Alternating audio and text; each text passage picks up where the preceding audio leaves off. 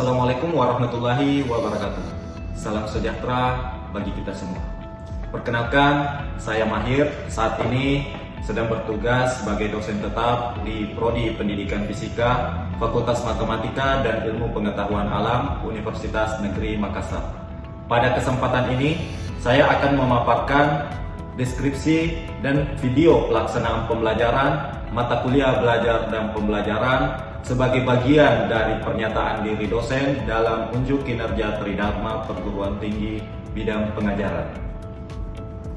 Mata kuliah belajar dan pembelajaran merupakan mata kuliah wajib pada program studi pendidikan fisika dengan bobot 2 SKS pada semester 2. Mata kuliah ini dirancang untuk membekali mahasiswa sebagai calon guru fisika dengan landasan teoritis dan praktis mengenai hakikat belajar dan pembelajaran sebagai dasar dalam mengembangkan kompetensi profesional pendidik. Materi dalam mata kuliah ini meliputi hakikat belajar dan pembelajaran, karakteristik peserta didik, teori-teori belajar, prinsip-prinsip pembelajaran, faktor-faktor yang mempengaruhi proses dan hasil pembelajaran, serta berbagai model, strategi pendekatan, metode, teknik, dan taktik pembelajaran. Selain itu, mahasiswa juga diarahkan untuk mampu merancang pembelajaran, mengintegrasikan nilai-nilai kearifan lokal, dan menggunakan atau memanfaatkan ilmu pengetahuan dan teknologi. Pelaksanaan pembelajaran ini dirancang dengan menggunakan pendekatan Outcome Based Education atau OB dengan metode case method dan project based learning. Mata kuliah ini mendukung 4 CPL program studi pendidikan fisika. Yang pertama, mahasiswa menguasai konsep kependidikan yang mencakup perkembangan peserta didik, teori-teori belajar, hakikat sains, pola pikir ilmiah, dan kompetensi guru profesional. Yang kedua, mahasiswa menguasai strategi pembelajaran fisika yang inovatif, adaptif, dan berorientasi pada penguatan kecakapan personal, sosial, serta akademik dengan mengintegrasikan nilai-nilai kearifan lokal. Yang ketiga, mahasiswa mampu merancang dan mengelola pembelajaran inovatif dengan memanfaatkan ilmu pengetahuan, teknologi, dan seni yang relevan. Yang keempat, mahasiswa mampu menerapkan pemikiran logis, kritis, sistematis, dan inovatif, serta menunjukkan kinerja yang mandiri, bermutu, terukur, dan bertanggung jawab dalam menyelesaikan berbagai permasalahan pembelajaran. Untuk mencapai CPL tersebut, mata kuliah ini memiliki 4 capaian pembelajaran mata kuliah CPMK yang kemudian dirumuskan menjadi 8 sub CPMK.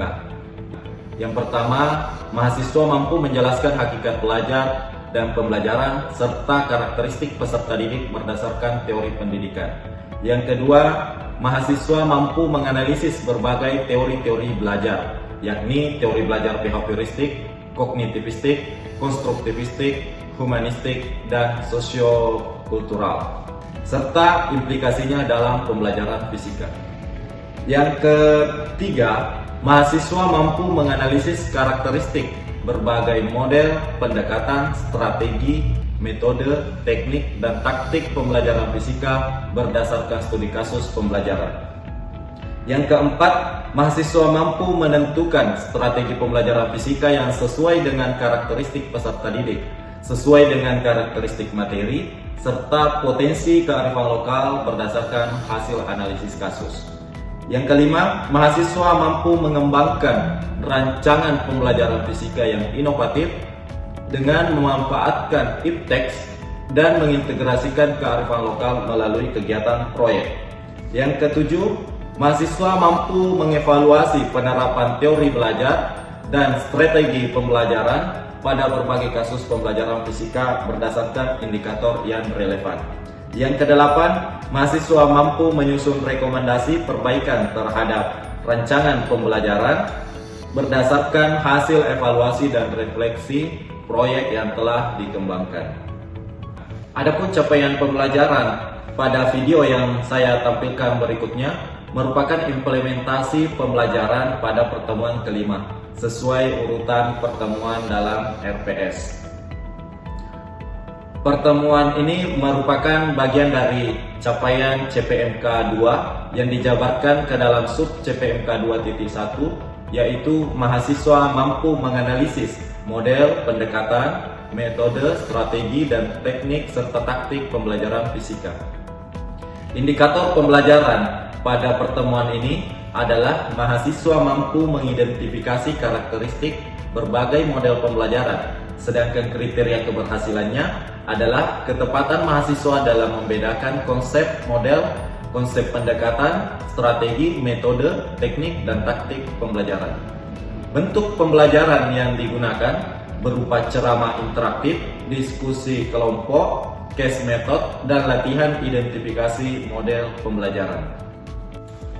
Untuk mendukung proses pembelajaran mata kuliah ini, saya menggunakan media presentasi berbasis PowerPoint, lembar kerja mahasiswa, berbagai studi kasus pembelajaran fisika, dan LMS melalui SAMOKE sebagai sarana penyampaian materi, pengumpulan tugas, dan pemberian umpan balik. Sumber belajar utama yang digunakan dalam mata kuliah ini mengacu pada buku Model of Teaching karya Joyce, buku Mendesain Model Pembelajaran Inovatif dan Progresif karya Calhoun, dan buku Strategi Belajar Mengajar Sains karya Sutarto dan Indrawati, dan buku lain berbagai buku lainnya sebagaimana tercantum dalam RPS. Asesmen pembelajaran pada mata kuliah ini dilakukan secara berkelanjutan terhadap proses dan hasil belajar mahasiswa. Penilaian proses dilakukan melalui observasi partisipasi mahasiswa, kerjasama antar mahasiswa, kualitas argumentasi, dan ketepatan mengidentifikasi karakteristik model pembelajaran. Sedangkan penilaian hasil dilakukan melalui tugas individu pada LMS SAMOKE, hasil proyek, ujian tengah semester, dan ujian akhir semester. Komposisi penilaian terdiri dari aktivitas partisipatif sebesar 60%, hasil proyek 10%, UTS 15%, dan UAS 15%. Hasil asesmen digunakan sebagai dasar pemberian umpan balik kepada mahasiswa sekaligus refleksi untuk menyempurnakan pembelajaran berikutnya sesuai dengan RPS. Demikian pernyataan diri dosen yang dapat saya sampaikan. Terima kasih atas perhatiannya. Selanjutnya selamat menyaksikan cuplikan video pembelajaran saya berikut ini. Terima kasih. Assalamualaikum warahmatullahi wabarakatuh. Assalamualaikum warahmatullahi wabarakatuh. Waalaikumsalam warahmatullahi wabarakatuh. Selamat sore semuanya. Sore, Pak. Bagaimana kabarnya hari ini? Baik. Ya, baik ya. Ya, Pak. Sebelum kita mulai perkuliahan, marilah kita berdoa sesuai agama dan keyakinan kita masing-masing. Doa dimulai.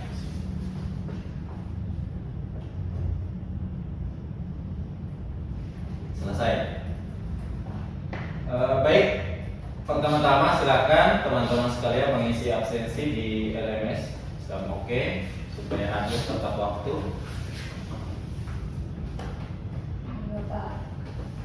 Sudah ya? Sudah, Pak. Nah, pada pertemuan sebelumnya kita sudah mempelajari berbagai teori-teori belajar. Saya masih ingat teori belajar apa saja? Kognitif, humanis, sosial, apa? kognitif. Ya, 4 ya, yang paling umum. Hari ini kita akan melanjutkan pembelajaran kita tentang model, pendekatan, strategi, metode, teknik, dan taktik pembelajaran. Ini bagian dari lanjutan daripada definisi pembelajaran itu sendiri, di mana pembelajaran adalah interaksi antara peserta didik dan pendidik terhadap sumber belajar atau bahan ajar ya pada suatu lingkungan belajar. Namun kadang-kala kita sebagai calon pendidik fisika belum mampu membedakan atau sulit untuk membedakan kapan pembelajaran itu dikatakan suatu model, kapan dikatakan suatu pendekatan, metode, teknik, dan taktik. Untuk memudahkan teman-teman mengidentifikasinya, kita awali dengan dua ilustrasi di atas. Coba perhatikan apa yang dilakukan gurunya. Dari kedua ilustrasi ini, apa yang membedakan antara gambar yang satu dengan yang kedua? Metodenya apa yang kita lihat? Ceramah. Yang mana ceramah? Sebelah kiri, Pak. Oke, sebelah kiri. Yang sebelah? Demonstrasi. Demonstrasi. Oke, itu yang nampak metodenya. Iya. Yang tidak nampak, misalnya pendekatannya dari sisi pendekatan. Kalau pendekatan yang sebelah kiri itu teacher. Ya, teacher Center. pusat pada guru. Iya. Sebelahnya berpusat pada Siswa. Nah, apalagi strateginya? Apakah bisa kita tahu strateginya? Mengapa tidak nampak? Ya. Nah, itu yang kita coba pada hari ini. Kita akan bagaimana supaya bisa mencapai pembelajaran, mencapai tujuan di atas, mampu mengidentifikasi karakteristiknya, berbagai jenis model pembelajaran. Ada berapa jenis model yang umum direkomendasikan pemerintah kita? Pembelajaran PBL,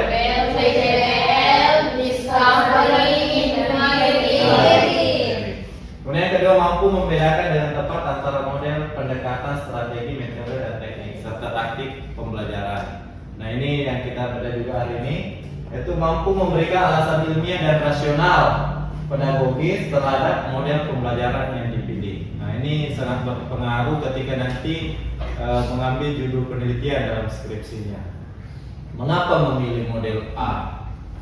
Ya, apa alasan ilmiah yang menjadi dasar kita sehingga menetapkan model A yang cocok untuk diterapkan? Mengapa bukan model B, C, dan lainnya?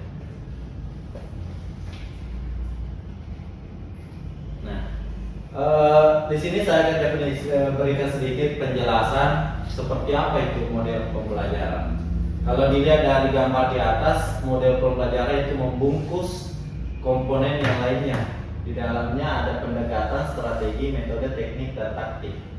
Nah, kalau kita mengacu pada definisi model di dalam kamus besar bahasa Indonesia ya, model itu adalah pola, contoh, menyerupai sesuatu, ragam, ya, menyerupai sesuatu sehingga dikatakan model ini. Jelas ya definisinya. Nah, sedangkan pendekatan adalah acuan dari sudut pandang mana kita lihat pembelajarannya. Kalau teman-teman tadi melihat ilustrasi itu dari sudut pandang siswa dan guru, maka dua pendekatannya, satu berpusat pada guru, satu berpusat pada siswa. Ya, Iya, Pak. bergantung pendekatannya, kita melihatnya dari mana. Kemudian strateginya. Strategi itu adalah langkah konkret yang utuh. Biasanya terwujud dalam sintaks. Ya, langkah konkret ini bertujuan untuk mencapai tujuan pembelajaran. Jadi jelas tujuannya apa. Sama seperti pemain sepak bola ya, punya strategi supaya untuk menang. Ya, bukan cuma sampai gol, tapi menang. Karena gol satu dengan satu sama tidak menang juga, dan tercapai tujuannya. Strategi itu dinyatakan gagal juga, tidak mencapai target. Jadi strategi harus ada targetnya, tujuannya. Metode. Nah, untuk mencapai strategi itu ada banyak metode yang harus diterapkan. Ya, metode-metode yang dalam pembelajaran ada diskusi, ada apa lagi? Eksperimen. Ayo sebutkan. Ya, apa? Boleh presentasi, tanya jawab, ceramah, diskusi. Ada banyak ya? Pokoknya metode itu dia nampak di dalam kelas, kelihatan. Sedangkan strategi dan sampai pendekatan itu berupa konseptual. Nanti utuh pembelajaran baru bisa kita katakan, oh ini pendekatannya ini, oh ini strateginya ini. Sama seperti tadi, mengapa kita untuk sementara kita katakan pendekatan berpusat pada guru, karena di gambar itu guru yang menjelaskan. Tapi ketika di tengah pembelajaran tidak lagi menjelaskan, maka bukan lagi berpusat pada guru. Nah, mungkin di awal guru menjelaskan, di tengah-tengah guru mendemonstrasi, di tengah-tengah lagi guru membiarkan siswa praktikum dan sebagainya. Maka pendekatan itulah menjadi berubah kan? Iya, Pak. Berarti pendekatan sama strategi nanti bisa dirumuskan, ditetapkan ketika pembelajarannya sudah utuh. Ya, berbeda metode. Metode langkah demi langkah itu terlihat. Metode di menit kesekian, metode diskusi. Menit kesekian tanya jawab. Itulah metode yang nampak di dalam kelas. Jadi sesungguhnya yang kita laksanakan sebenarnya dalam pembelajaran itu metode yang pada umumnya. Pendekatan itu bergantung siapa yang melihatnya, ya, siapa yang memberikan penilaian pembelajaran itu. Kemudian teknik ini alat bantu sarana dan prasarana pembelajaran yang digunakan oleh pendidik untuk memudahkan pembelajarannya. Kemudian taktik ini melekat pada guru. Saya sebagai pendidik sangat bergantung bagaimana saya melempar pertanyaan kepada mahasiswa atau siswa. Kalau cara saya kadang-kala cara saya misalnya didaktik ya, langsung saja menyuruh, ya, tidak mencontohkan. Biasanya siswa jarang aktif untuk menjawabnya secara langsung. Ya. Taktik saya kadang juga kalau misalnya siswa tidak tahu, tidak langsung memberitahu, tapi memberi pertanyaan penuntun atau petunjuk yang menuntun, tidak memberikan secara langsung. Itu adalah taktik pembelajaran. Nah, yang pernah kami lakukan, saya lakukan dan tim mitra dosen, yaitu mengembangkan model pembelajaran berbasis kearifan lokal. Tidak bisa dipungkiri, meskipun kita terapkan PJBL, PBL, pasti ujung-ujungnya kalau PBL masalah nyata ya terkait apa yang terjadi di lokal. PJBL mau dikemanakan produknya? Pasti mau dimanfaatkan di lokal juga, masyarakat tidak bisa lepas dari situ. Maka kami coba kembangkan model pembelajaran berbasis kearifan lokal. Apa pendekatannya? Namanya ablusi batang, bersatu seperti alas batang bambu. Apa strateginya? Sama turu, seia sekata. Apapun yang terjadi, apapun yang dilakukan harus seia sekata. Apa metodenya? Pendesak, penyelidikan fisika, ya, penyelidikan. Kemudian apa tekniknya? Alat-alat praktikum, kit yang kita coba bangun, bikin dan sebagainya.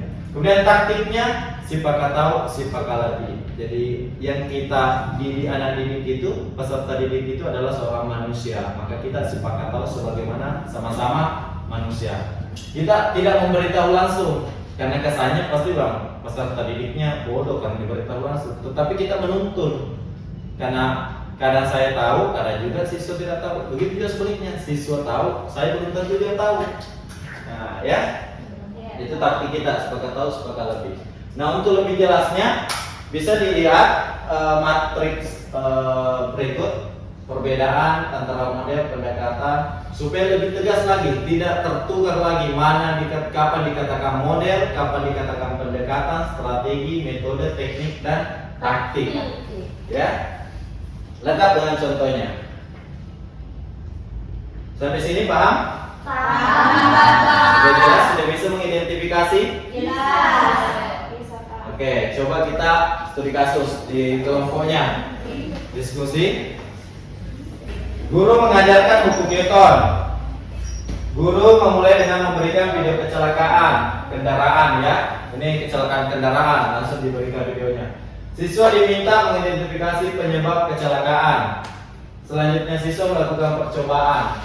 Hasil percobaan dipresentasikan. Guru memberikan refleksi. Coba identifikasi pendekatan pembelajaran apa yang digunakan. Ya, silakan.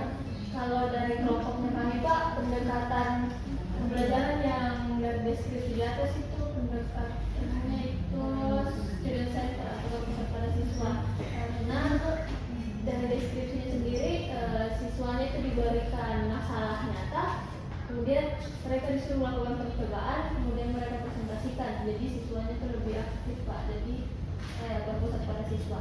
Oke, betul. Jadi ada kata siswa diminta mengidentifikasi, aktif juga siswa situ ya, melakukan percobaan siswa juga. Lagi? Ya, betul. Iya. Tidak asal gantian. Silakan. Dari diskusi dari kelompok kami itu pada bagian metode yang digunakan itu Bapak ada yang demonstrasi yaitu menampilkan video, kemudian ada diskusi mengidentifikasi penyebab dari kecelakaan, kemudian ada eksperimen, presentasi dan tanya jawab. Ya, oke, betul ya. Jadi multi metode, banyak metode di dalamnya. Kemudian modelnya apa? Ya, silakan.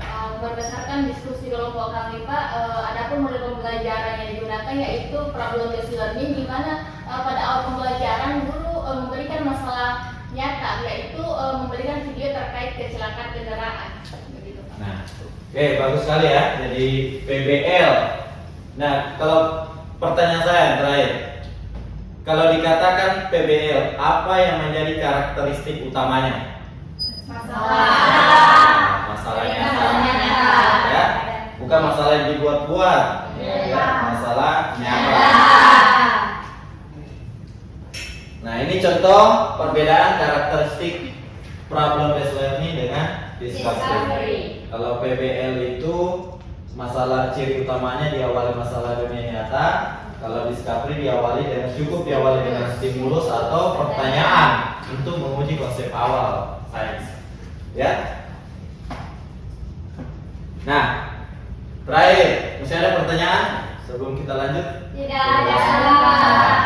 Kalau begitu, sebagai penilaian ya asesmen pertemuan kita pada hari ini, partisipasi teman-teman sekalian itu saya akan nilai melalui penugasannya yang ada di LMS. Coba analisis satu video pembelajaran fisika di dalamnya LMS tersebut. Kemudian identifikasi model pembelajaran apa yang digunakan, pendekatannya apa, sampai pada alasan ilmiah sehingga menetapkan model ini yang digunakan. Dikerja secara individu ya, karena ini bagian dari asesmen atau penilaian individunya. Bapak. Tidak ada lagi sampai sini? Tidak ada. Ya, sekali lagi saya ucapkan terima kasih teman-teman kehadirannya hari ini.